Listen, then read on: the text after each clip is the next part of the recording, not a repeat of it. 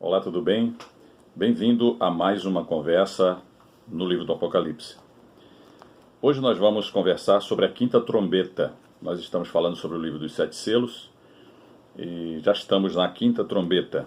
Nós vimos também nos vídeos anteriores, recentes, que as 4 primeiras trombetas falavam de danos e de juízo de Deus sobre a natureza, né? Sobre todas as árvores, sobre toda a erva verde, sobre o mar, falava das fontes das águas também, né? E também sobre o sol, a lua e as estrelas. Então, aquela natureza criada por Deus, né? A própria criação de Deus, vamos dizer assim. Mas agora nós vamos para a quinta trombeta, que é considerado o primeiro ai. Nós vimos também que teve um anjo que passou depois da quarta trombeta, e passou voando pelo céu. Ele vai passar pelo céu, por todas as nações, dizendo ai, ai, ai, das 3 últimas trombetas. Então a quinta trombeta é o primeiro ai. E a partir desta quinta trombeta, depois vem a sexta e a sétima, todos os juízos de Deus serão lançados sobre os homens, sobre a natureza, digamos assim, a natureza moral, aquela natureza que tem poder, que tem condições de decidir, de tomar uma decisão, de escolher e de tomar decisões na sua vida com repercussões em toda a eternidade. Então, esse texto é um texto um pouquinho mais longo do que os outros, e eu quero ler aqui para nós. Apocalipse capítulo 9. O quinto anjo tocou a trombeta e vi um anjo caído do céu, ou caindo do céu, ou vindo do céu na terra, e foi-lhe dada a chave do poço do abismo. Ele abriu, o anjo que veio do céu, ele abriu o poço do abismo e subiu fumaça do poço como fumaça de grande fornalha. E com a fumaceira saída do poço, escureceu-se o sol. Diz assim, escureceu-se o sol e o ar. Também da fumaça saíram gafanhotos para a terra. Esses gafanhotos, na verdade, nós vamos já dizer o que são. E foi-lhes dado poder como que tem os escorpiões da terra. E foi-lhes dito que não causassem dano à erva da terra, nem a qualquer coisa verde, nem a árvore alguma. E tão somente aos homens que não têm o selo de Deus sobre as suas frontes. Foi-lhes também dado que não os matassem, mas que os atormentassem durante 5 meses. Continuando, né? E o seu tormento era como o tormento de escorpião quando fere alguém. Naqueles dias os homens buscarão a morte e não a acharão.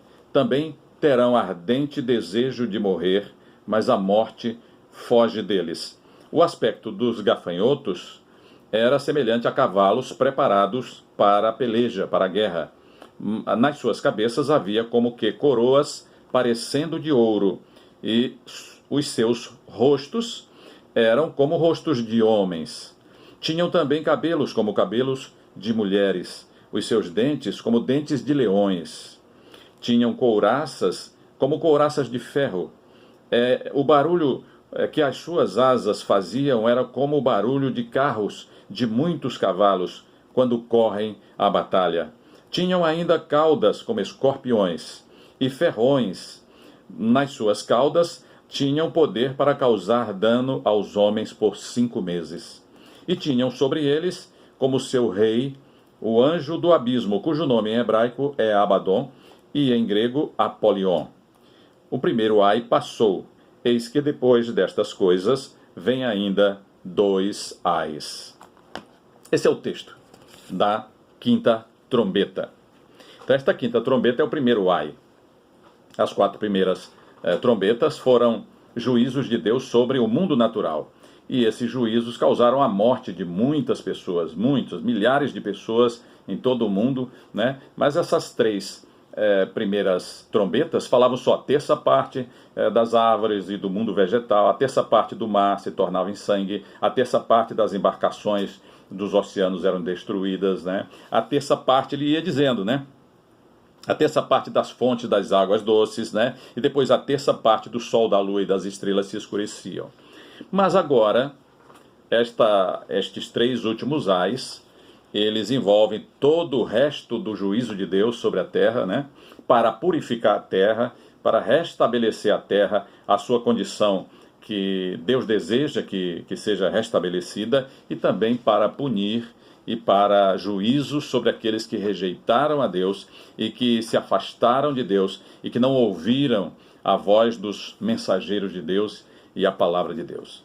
Então esse primeiro ai, que é a quinta trombeta, então vejam o que acontece. Um anjo é enviado do céu e ele abre o poço do abismo, né? Esse poço do abismo, ou este abismo, é um lugar onde estão presos muitos demônios. E são liberados esses demônios, né? Uma determinada, digamos, classe de demônios, que são chamados de gafanhotos. E eles causam tormentos sobre os homens. E aí não é apenas a terça parte da humanidade, são todos os homens, por 5 meses. Imaginem, 150 dias de sofrimento, de desespero, né?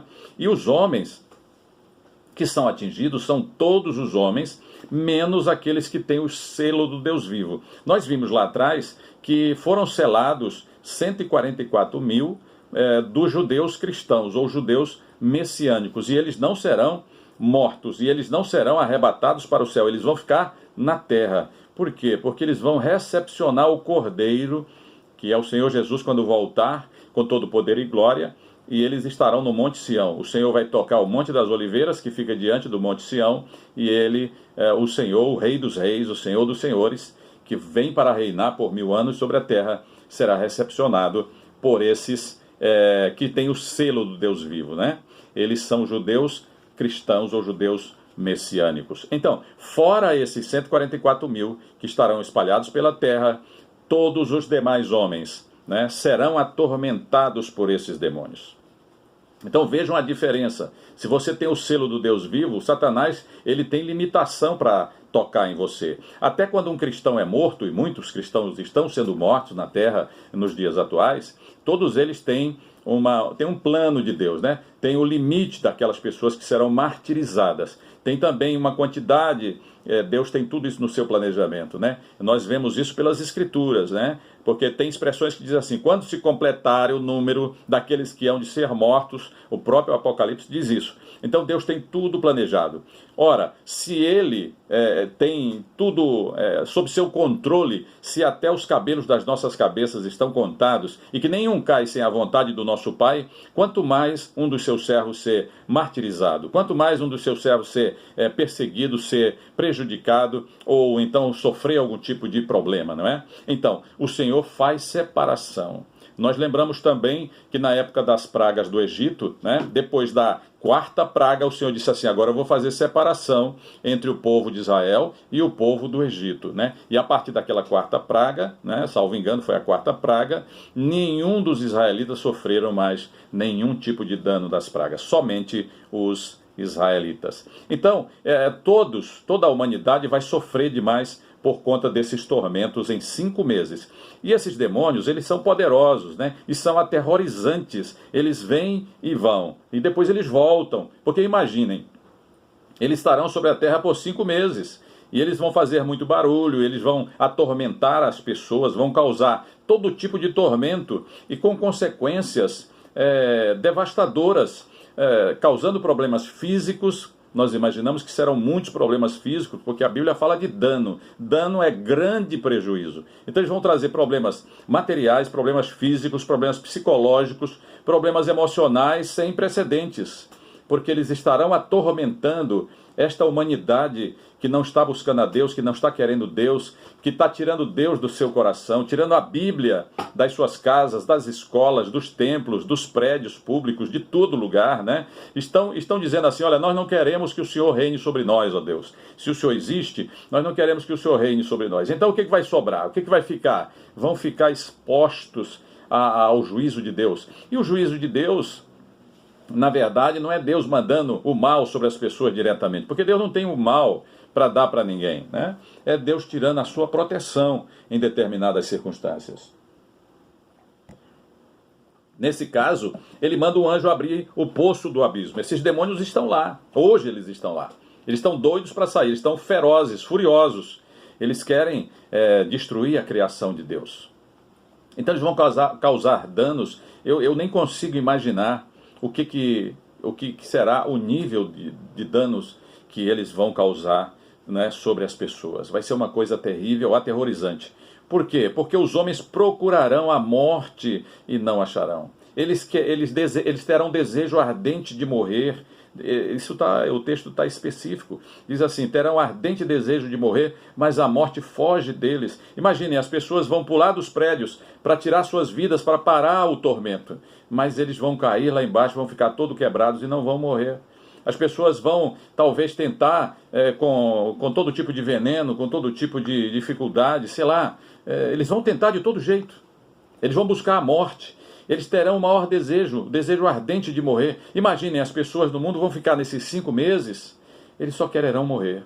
E morrer por quê? Naquela expectativa de fugir daquele problema. Mas quando você não tem Deus, quando você não busca a Deus, quando você não se arrepende dos seus pecados, então nunca vai se acabar os sofrimentos e nem as expectativas futuras. Não vai ter como você escapar. Nem morrendo não vai dar para escapar. Imaginem. Mas eles terão ainda oportunidade de invocar o Senhor. Porque buscarão a morte, mas não acharão. E por que eles não acharão a morte? Eu creio que a misericórdia de Deus ainda sobre eles, para que eles se arrependam. E outra coisa que o texto fala é que o rei desses demônios, é claro, é o anjo do abismo, né? Um dos títulos de Satanás. Ele é chamado em hebraico de Abaddon e no grego de Apolion. São alguns dos 30 nomes diferentes de Satanás nas Escrituras. Portanto, eu quero chamar a sua atenção. Diz a Bíblia que todos os homens são pecadores, todos pecaram e carecem da glória de Deus. E você é escravo do pecado. Se você ainda não foi a Jesus, se você ainda não se arrependeu dos seus pecados e não invocou o nome de Jesus de verdade, não se converteu sinceramente ao Senhor, você é escravo do pecado se você não busca Jesus. Você é prisioneiro de Satanás se você ainda não se entregou a Jesus. Você é exposto a toda sorte de dano, a toda sorte de prejuízo, se você não busca aquela proteção daquele Salmo 91 que diz lá: aquele que habita no esconderijo do Altíssimo é aquele que diz: Senhor, Tu és o meu refúgio, a minha fortaleza, o meu Deus em quem confio. E você fica exposto a toda sorte de dano, de prejuízos, e por fim, a morte eterna. Mas Jesus é o caminho, a verdade e a vida. Refugie-se em Jesus. Só tem um rochedo, só tem uma rocha da nossa salvação. Só tem um caminho, só tem um nome. E este nome é o Senhor Jesus Cristo. Que Deus te abençoe, que Deus te guarde. Se você gostou desse conteúdo, se achou ele importante, relevante, encaminhe, para algum dos seus amigos. E que Deus te abençoe e até a próxima conversa.